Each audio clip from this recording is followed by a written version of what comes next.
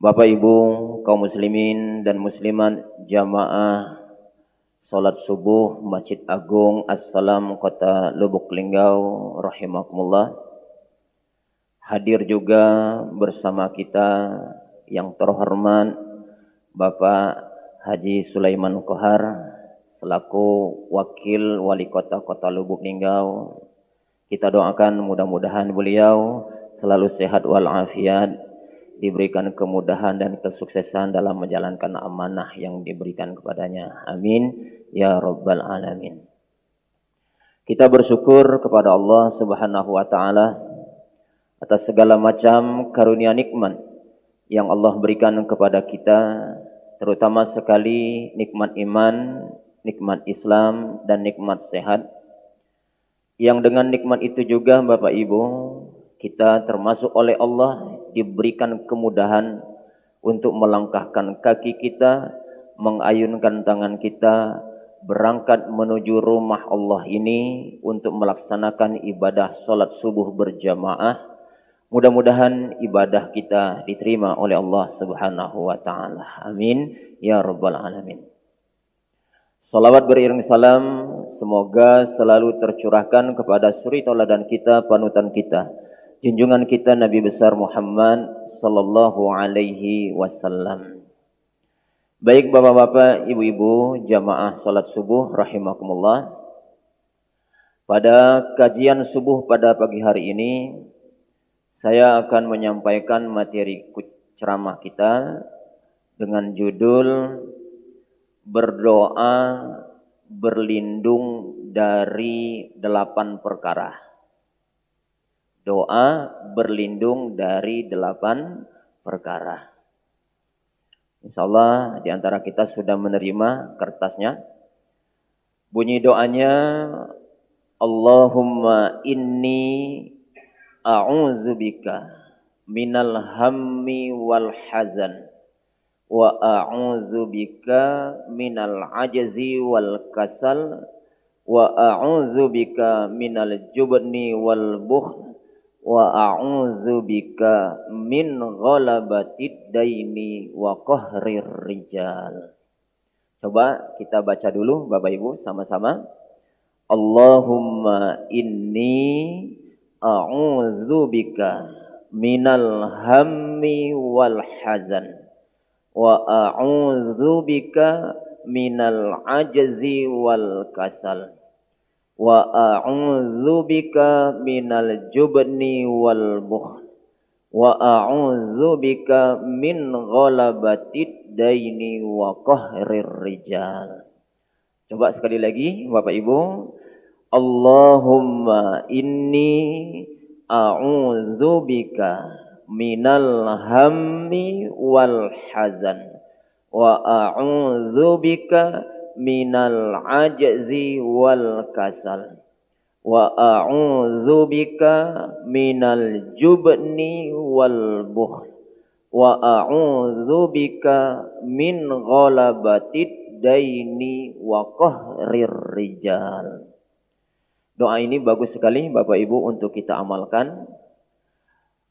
Ada 8 perkara yang kita bermohon kepada Allah supaya dilindungi. Kalau anak muda nyebutnya doa berlindung dari galau, Pak. Doa berlindung dari galau. Sahabat Nabi yang bernama Anas bin Malik radhiyallahu anhu memberikan kesaksian pengakuannya bahwa kata beliau, Baginda Rasulullah sallallahu alaihi wasallam seringkali berdoa doa yang sering yang dibacakan oleh Nabi di antaranya ini. Doa berlindung dari 8 perkara. Apa isi doanya? Ya Allah, aku berlindung kepadamu dari di sini mungkin perlu dikoreksi Pak, bukan kebingungan, yang lebih tepatnya susah. Ya Allah, aku berlindung kepadamu dari susah dan sedih, dari kesusahan dan kesedihan. Itu yang lebih tepat maknanya. Sudah 2, Kemudian aku berlindung kepadamu dari kelemahan dan kemalasan. 4. Aku berlindung kepadamu dari, nah ini juga perlu dikoreksi, yang tepat itu bukan ketakutan tapi pengecut, dari sifat pengecut. Aku berlindung kepadamu ya Allah dari sifat pengecut dan sifat kikir, bakhil. 6. Dan 7-8-nya, aku berlindung kepadamu ya Allah dari lilitan hutang dan tekanan orang-orang lain. Bapak-bapak, ibu-ibu, jamaah rahimakumullah, dalam waktu yang singkat ini, seberapa yang bisa kita sampaikan kalau nggak bisa seluruhnya. Yang pertama, Nabi mengajarkan kepada kita agar berlindung kepada Allah dari susah, bergandengan dengan sedih. Nah, apa bedanya Pak antara susah dan sedih? Kata ulama, susah dan sedih ini punya perbedaan Pak. Walaupun rasanya sama-sama tidak enak, susah dan sedih. Apa bedanya? Kalau susah, kita berlindung kepada Allah supaya jangan kita dikhawatirkan dengan hal-hal yang belum terjadi. Kita seringkali Pak, dibelenggu perasaan susah terhadap perkara-perkara yang belum terjadi. Satu, perkara itu sendiri belum terjadi. Yang kedua, boleh jadi tidak akan terjadi. Tapi kita sudah dihantui oleh rasa takut terlebih dahulu, oleh rasa cemas terlebih dahulu, oleh rasa susah terlebih dahulu. Contoh Pak, kita yang pegawai negeri, mungkin berakhir dari jabatannya itu usia berapa? Nah, ada yang 58 Pak ya, 58 mungkin 60. Mulai usia 50 tahun ke pucuk, lah mulai Pak, galau tadi Pak. Lah mulai susah, mengkhawatirkan apa gawe kaki setelah pensiun. Umur 58 tahun pensiun, 56, 57, lah mulai susah. Ya Allah, kalau ku pensiun kaki, mana nasib anak-anakku? Masih kecil-kecil, masih nak sekolah, masih butuh biaya. Kita sudah lebih dihantui ketakutan demi ketakutan, rasa cemas dan khawatir, sementara perkaranya belum terjadi. Nah, kita berlindung kepada Allah, jangan sampai kita dibelenggu dari rasa susah yang seperti ini. Tidak enak Pak, kalau sudah dibelenggu oleh rasa takut, cemas, khawatir, sementara perkaranya belum terjadi. Saya dulu Pak masih bujang, punya kawan yang sekarang sudah almarhum, Bapak Permadi, tinggalnya di Merasi. Beliau itu sesekali menjadi MC dan pernah menjadi penyiar di radio Citra Atlas. Kawan waktu ngajar di Pondok Pesantren Arisalah, tempat Pak Saiful Hadi. Ngobrollah dengan beliau waktu itu Pak, saya masih bujang. Cerita-cerita bahwa dia ini ada rencana nak beli tanah. Kutanya, berapa tanahnya Pak yang nak dibeli? Waktu itu Pak, tahun 2021-2022 kalau tidak salah. Kata beliau, tanah yang nak dibeli itu sekitar 30 juta atau 40 juta. Saya lupa, sekitar itu, 30 dan 40 juta. Masya Allah, yang terpikir saya, cacam Pak, alangkah mahal harta yang nak dibeli itu. Kepikir oleh saya Pak, baru beli tanahnya baik, kita lah harus mengeluarkan biaya yang belum tentu kita punya. Cak mano nak dirikan rumah di atas tanah tadi Pak. Lah sumpuk duluan, lah cemas duluan, lah takut duluan. Itu yang kebayang oleh aku Pak, waktu masih bujang dulu. Jadi apa? Waduh, mustahil aku kaki bisa punya tempat tinggal dewe. Nah itu Pak, kekhawatiran demi kekhawatiran yang belum terjadi di masa yang akan datang. Nah alhamdulillah kita hari ini sudah menikah, sudah punya anak, ya Pak ya, sudah hidup berkeluarga. Allah pun memberikan kemudahan-kemudahan yang dulunya mungkin tidak terbayang bisa kita dapatkan. Jadi bapak-bapak, kita minta kepada Allah supaya dilindungi kita ini dalam mengarungi kehidupan. Jangan sampai dihantui oleh rasa susah terhadap perkara-perkara yang belum terjadi di masa-masa yang akan datang. Di depan kita ini Pak, ada jalanan lintas Pak, lintas Sumatera. Yang buat jalan tuh siapa? Yang buat jalan tuh manusia cak kita nih lah Pak. Mereka yang buat jalan itu, keinginan dan seleronya sama persis dengan kita yang pengguna jalan ini Pak. Apa selero kita yang pengguna jalan ini? Kita kepengen jalanan itu Pak, kalau baca apa? Datar. Ya Pak ya? Luas, lurus, mulus. Dan saya yakin selero kita itu sama juga dengan selero yang buat jalan. Tapi begitu jalan dibuat, faktanya apa? Seperti yang kita rasakan sekarang. Tidak semua jalan yang kita lewati itu dalam keadaan datar dan mulus. Kadang harus mendaki, ya Bu ya. Kadang harus menurun, kadang harus melereng, ya Bu ya. Kadang-kadang harus berbelok ke kanan, belok ke kiri. Dan kadang-kadang juga tidak jarang kita temukan di tengah jalan ada lubang yang bisa-bisa menyebabkan kita celaka di situ. Ini fakta yang harus kita hadapi dalam kehidupan. Ai kuda selero lewat jalan di darat, pindah ke darat, ke air Pak. Naik perahu, naik kapal, sama. Air yang kita lewati itu, naik perahu, naik kapal, ternyata tidak seluruhnya air yang kita lewati itu juga dalam keadaan tenang.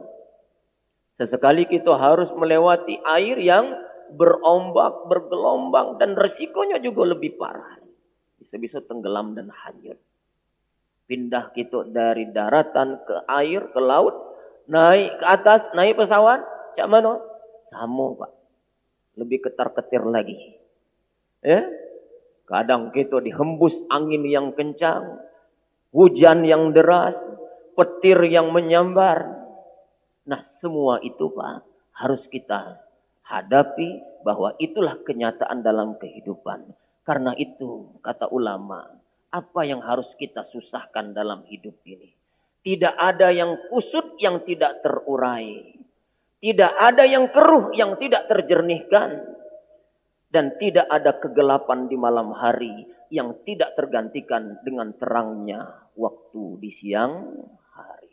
Maka bermohonlah kepada Allah Subhanahu wa taala untuk menghadapi segala perkara kehidupan kita di masa-masa yang akan datang agar jangan sampai kita dibelenggu oleh rasa susah. Jadi susah itu apa Bu? Perkara-perkara yang dikhawatirkan yang belum terjadi. Ini kita berlindung kepada Allah Subhanahu wa taala. Bapak-bapak, ibu-ibu, jamaah rahimakumullah. Lalu permohonan yang kedua yang kita mintakan kepada Allah apa? Dari rasa sedih. Kita berlindung kepada Allah, ya Allah lindungilah aku dari rasa sedih. Nah, apa bedanya susah dan sedih? Kalau sedih Pak, kata ulama, sesuatu yang sudah terjadi. Nah, itu bedanya. Kalau susah, khawatir dengan yang belum terjadi. Kalau sedih, kita merasa sumpek terhadap perkara yang sudah terjadi. Ada banyak sebab Pak yang membuat kita sedih. Kita ditinggal mati oleh orang yang kita cintai. Sedih, tinggal mati oleh anak. Ditinggal mati oleh pasangan hidup kita. Ditinggal mati oleh orang tua yang kita cintai. Kita semua sedih itu. Kita juga mungkin sedih karena kehilangan dengan barang-barang yang kita sangat cintai. Sangat berharga. Rumah terbakar. Kendaraan hilang dan lain sebagainya. Nah, apakah kita tidak bisa sedih seperti ini? Sangat manusiawi Pak. Pasti kita akan sedih terhadap perkara-perkara yang seperti tadi. Yang membuat kita kehilangan dengan orang yang kita cintai. Dengan harta yang kita cintai. Lalu apa fungsinya kita bermohon kepada Allah supaya dilindungi dari sedih ini? Kata ulama, dengan kita rasa sedih itu, jangan lupa kita bersandarkan diri memohon kepada Allah Subhanahu wa taala.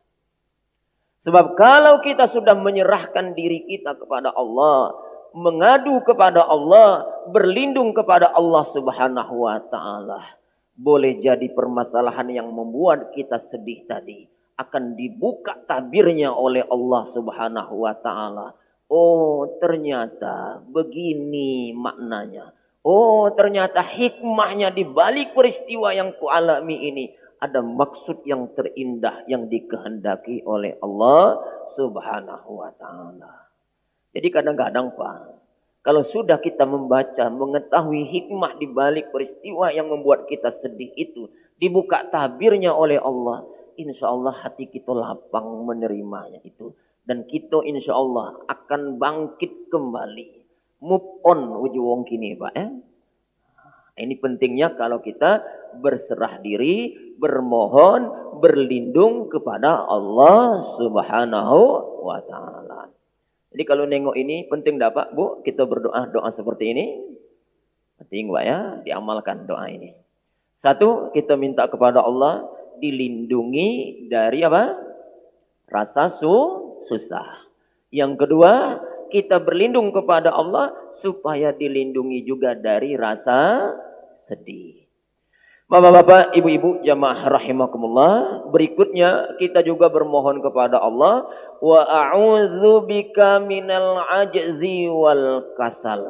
Aku berlindung kepadamu ya Allah dari lemah dan malas. Nah, ini juga ada perbedaan, Pak, antara lemah dan malas.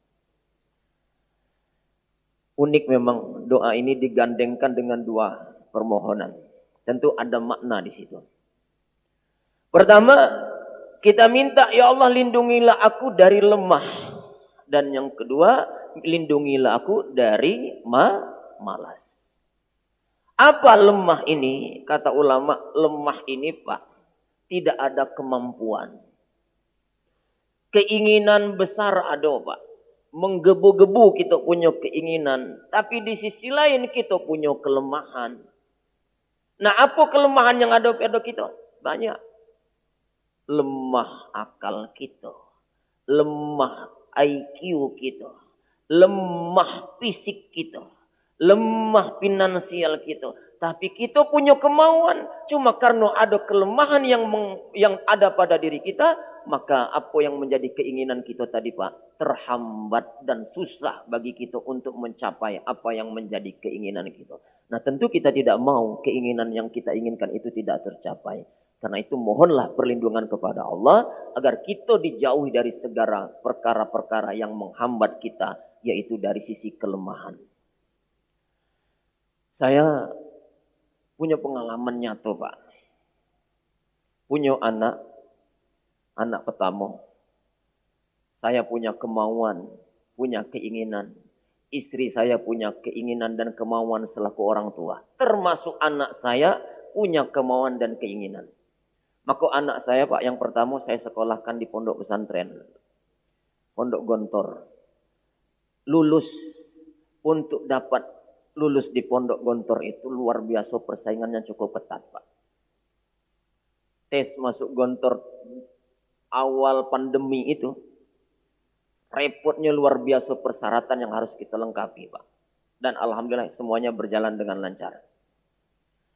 Yang daftar waktu itu 3.370. Yang diterima di Pondok Gontor Pusat itu cuma 900-an orang. Anak saya termasuk yang lulus ditempatkan di Gontor Pusat itu. Bersyukurnya luar biasa. Alhamdulillah. Berjalan tahun pertama, berjalan tahun kedua, tahun ketiganya balik Ramadan ini tidak balik lagi Pak ke pondok. Aduh, pilu Pak. Sedih memang kita. Lah kenapa ini tidak bisa diteruskan? Lemah Pak. Kita terhambat dengan sisi lemah. Lemahnya apa? Kita mungkin punya kemauan IQ-nya kuat. Finansialnya mungkin juga cukup untuk membiayai. Tapi karena tidak didukung oleh fisik, anak saya lemah fisiknya Pak. Dikit-dikit sakit, dikit-dikit sakit. Uang ujian dia masuk rumah sakit. Nah dipaksa macam ini, tidak baca pula Pak. Lemah. Jadi kalau kita sudah dihinggapi oleh penyakit lemah, kadang-kadang apa yang menjadi keinginan dan cita-cita kita menjadi terhambat. Ada uang fisiknya kuat, keinginannya kuat, tapi dari sisi finansialnya Pak, tidak mendukung, tidak tercapai juga Pak. Maka kita minta dari Allah Subhanahu wa taala agar kita semua ini Pak dilindungi dari segala bentuk kelemahan. Lemah dari fisik kita, lemah dari finansial kita, lemah dari IQ kita dan lain sebagainya. Sehingga apa yang menjadi keinginan kita, apa yang menjadi cita-cita kita tidak terhambat dan justru akan mendapatkan kemudahan. Amin ya rabbal alamin. Jadi lemah di sini punya kemauan tapi tidak punya kemampuan. Nah, yang payah nih yang nomor berikutnya Pak, malas. Berlindung kepada Allah dari sifat malas. Nah, malas itu apa? Kebalikan dari kelemahan tadi. Kemampuan ada, keinginan dah kati. Nah, repot macam ini Pak. Kemampuan ada, tapi keinginan tidak kati. Tidak juga tercapai Pak. Apa yang menjadi keinginan kita. Perlu kita berlindung kepada Allah. Jangan sampai kita ini menjadi orang malas. Dengar kumandang azan Pak. Dengar kumandang azan. Tahu kalau mendengar kumandang azan itu berupa panggilan untuk sholat. Dan kita laki-laki diperintahkan, diutamakan sholatnya ke masjid. Tahu juga Pak. Pahalonya juga tahu kita besar nian pahalo berangkat ke masjid. Kita juga punya kemampuan untuk melangkahkan kaki ke masjid. Tidak kati hambatan. Kemampuan ada. Cuma tidak kati kemauan. Jadi apa? Ya kumandang azan tadi lewat baik. Malas. Kalau sudah malas Pak, tidak kati gawe yang bisa tercapai. Punya anak gadis Pak ya. Tahu kalau barang di dapur itu banyak kotor. Ya, piring-piring banyak kotor. Bu ya. Badannya sehat. Tahu cara nyuci yang benar. Tapi karena malas dibiar ke baik barang itu Pak. Jadi kapan nak makan cari dulu piring-piring yang masih ada bersih.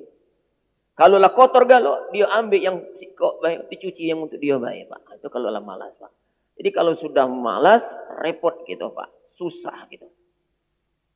Bapak-bapak, ibu-ibu, jamaah rahimakumullah. Sudah 4 yang kita minta perlindungan dari Allah Subhanahu wa taala. 1 minta dilindungi dari susah. 2 minta dilindungi dari sedih. 3 minta dilindungi dari lemah. Dan 4 minta dilindungi dari malas. Yang kelima, kita minta dilindungi dari Allah Subhanahu wa taala dari penyakit bakhil dan pelit. Tidak kata yang agam Pak dengan penyakit pelit ini Pak. Allah tidak suka, manusia juga tidak suka. Saya punya pengalaman nyata Pak. Tidak tahu ini pengalaman ini dimasukkan kategori pelit apa terlalu berhemat Pak. Tapi aku dapat teguran keras dari Allah Pak. Punya pengalaman nian Pak. Masih bujang juga pengalamannya Pak. Ada gawe di Bank BRI samping kantor pos. Urusan aku di Bank BRI samping kantor pos. Tapi parkir motornya di seberang. Bank Sumsel. Ibu tahu tak siasat itu apa Pak? Menghindari duit parkir. Pelit dah Pak. Receh nian Pak barang Pak. Tapi dah kati duit waktu itu Pak. Masih bujang duitnya tipisnya. Jadi cari nian akal manuk bisa menghematkan duit Pak. Urusannya di Bank BRI samping kantor pos ini. Tapi parkir motornya di Bank Sumsel. Punya siasat juga waktu itu Pak. Untuk menghindari duit parkir. Selesai urusan Pak, ini pengalaman nyata nian Pak. Aku ditegur keras oleh Allah Subhanahu wa taala. Selesai saya urusan dari Bank BRI tadi Pak, ngambil motor, naik motor. Baru melangkah naik motor sekitar 50-an meter, aku dirazia oleh polisi. Apa kesalahan aku, Pak? Nerobos lampu merah yang ada di simpang 3 waktu itu, Pak. Sekarang lah dipagari. Dulu dah di seberang fotokopi situ. Ada kan, Bu? Polisi rupanya waktu itu tuh ngintip-ngintip di seberang. Aku dak nyinggung. Lampu kuning lah nyala. Lum lampu merah tu hidup, tapi lah mulai, Pak, mungkin pasnya aku melangkah di situ, aku langsung nerobos. Sampai di seberang, prit, kata polisi, Pak. Belumlah polisi ngomong tentang apa kesalahan aku, langsung connect nih. Ya Allah, gara-gara menghindari duit parkir, aku udah kena razia. Kena berapa waktu itu, Pak? Diminta 50.000, cuma ada duit 35, melayang galau dalam dompet tuh, Pak. Gara-gara duit 2.000. Nah, bahaya, Pak. Ayo, yang punya harta hari ini berlindunglah kepada Allah, jangan menjadi uang yang pelit. Allah dak senang, manusia dak senang. Kita nih, Pak Bu, jujur baik. Sebenarnya kita ini selalu dihinggapi penyakit pelit. Ibu-ibu, di rumahnya ada tak cangkir yang bagus nih? Ada. Yang dari haji itu kan, warna keemas-emasan. Kapan ibu makainya? Hah? Lagi nunggu tamu atau lebaran. Giliran suaminya ngopi tiap pagi pakai cangkir plastik. Pelit tak, Bu? Bapak-bapak, ibu-ibu, jamaah rahimakumullah, barangkali kita cukupkan dulu sampai di sini. Hanya berapa berarti? 5, Pak ya. Selebihnya mungkin nanti dalam kajian-kajian di waktu yang lain, mungkin sama guru-guru kita yang lain. Kita mohon kepada Allah Subhanahu wa taala dari 8 penyakit tadi agar hidup kita ini selalu berada jalan yang diridhoi oleh Allah Subhanahu wa taala. Ini saja yang bisa saya sampaikan. Kurang dan lebihnya saya mohon maaf. Kepada Allah saya mohon ampun. Billahi taufiq wal hidayah. Wassalamualaikum warahmatullahi wabarakatuh.